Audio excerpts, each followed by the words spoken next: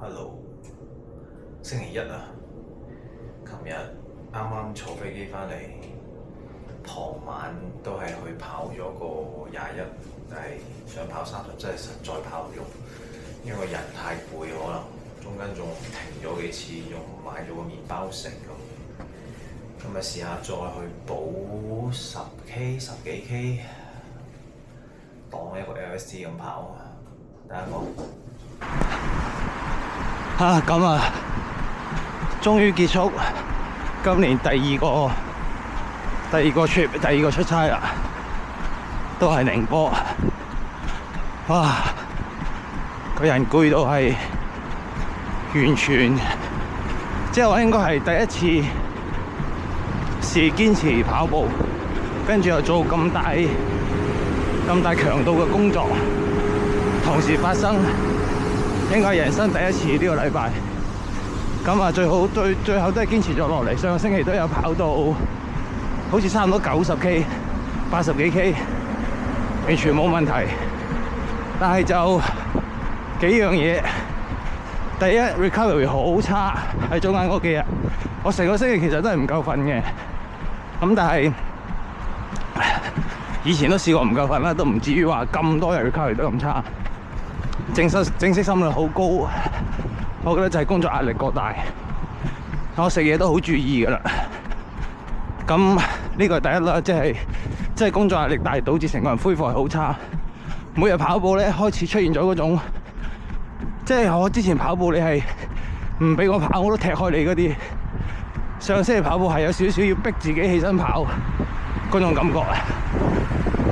咁呢種疲倦感，呢種恢復差係第一個啦。第二個係個 Whoop 咧，就一直都想我孖跑，即係朝早跑步會覺得對於我個恢復係唔好嘅。我唔知點解佢會有咁嘅計算，我亦唔知呢個計算方式係點嘅。但係佢就一直想叫我孖跑，但我想講我真係改唔到。我晚黑成日要加班，我心目中係9點幾10點就要瞓覺。我加班翻去沖個涼，我攤低我即刻就瞓到噶啦。呢個時候我仲要去跑步，我想像一下都痛苦。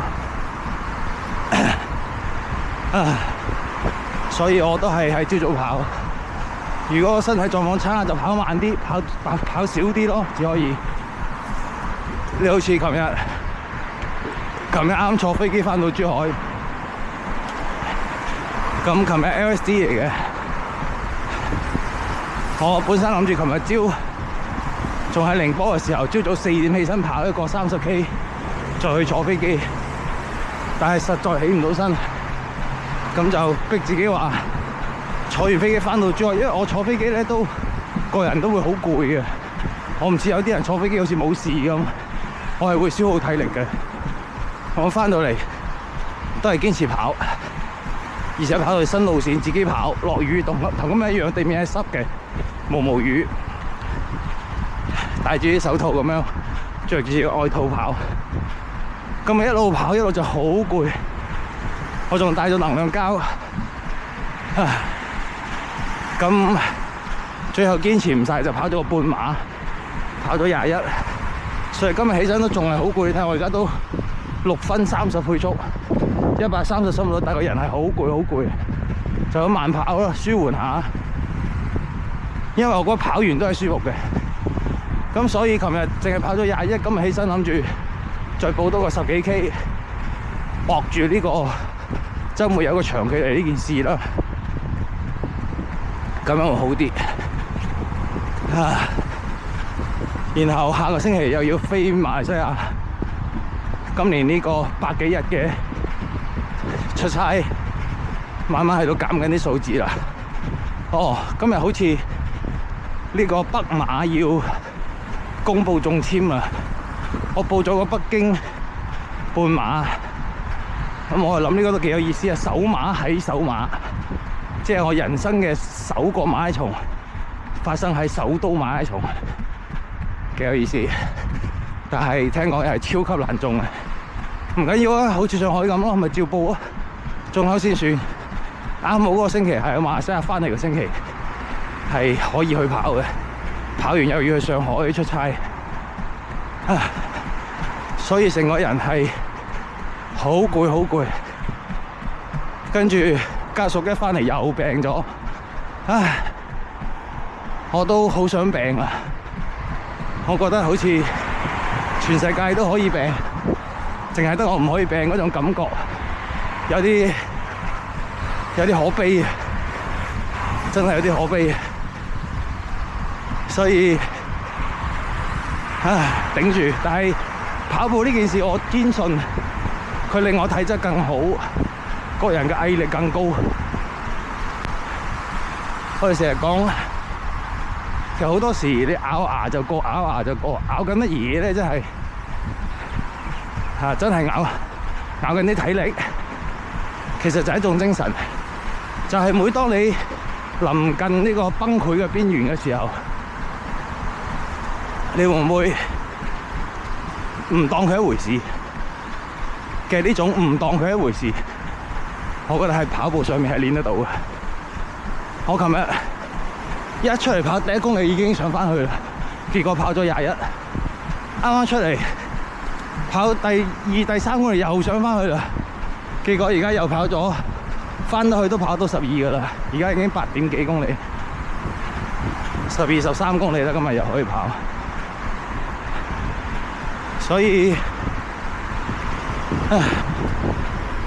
我覺得跑步係，同埋我而家開始想養成一種唔聽嗰啲節拍嘅歌，我想跑步聽下啲電台節目啊，聽下啲其他歌，嗰啲步頻，唔知會係咪有啲亂，但係我覺得可以試下。同埋我嚴重懷疑，雖然而家個月跑量冇跌過，但係我而家個成績好似係有啲退步。但係當然亦可以，因為我琴日跑21，中間有試過幾次衝起身，但係琴日好攰啦，當然我唔知啊，好耐冇測試過10公里、21公里啦。如果真係恢復得好啲嘅話，一日試下，起碼試過10公里先。睇下而家最新嘅10公里成績可以跑到邊度？好耐，應該個幾月冇試過。OK， 所以又囉嗦一番喺呢個毛毛雨中，自己幫自己記錄下呢種疲倦嘅心情。之後睇翻應該會幾有意思。好，今日就亂笠少少嘢就算啦。跑步個徑冇咩好拍嘅，都屋企樓下呢條路。翻到去拉筋，補個鏡頭啦。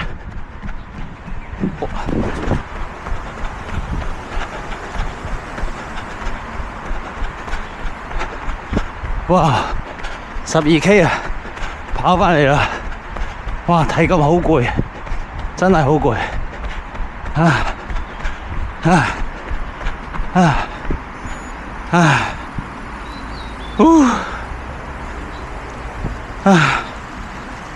11.9K，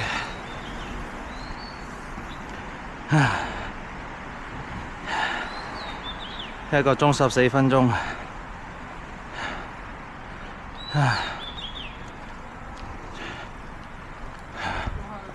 垂直7.8，今日用190步頻跑啊！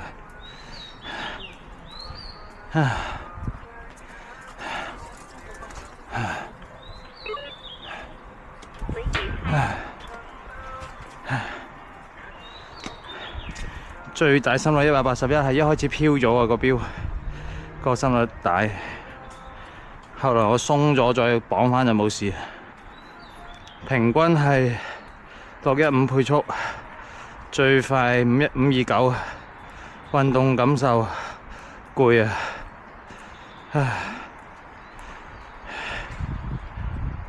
欠佳啊！運動表現一定啊！今日真係好攰啊個人。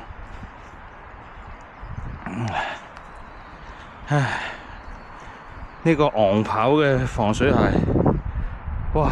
真係同 Hoka 差好遠。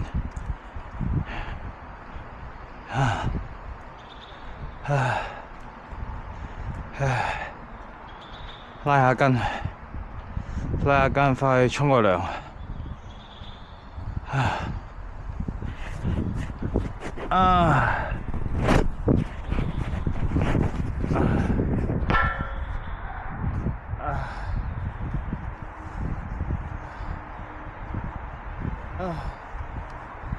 好，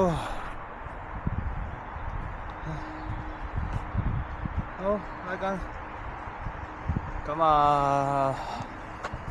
唔講廢話啦，跑跛隻腳。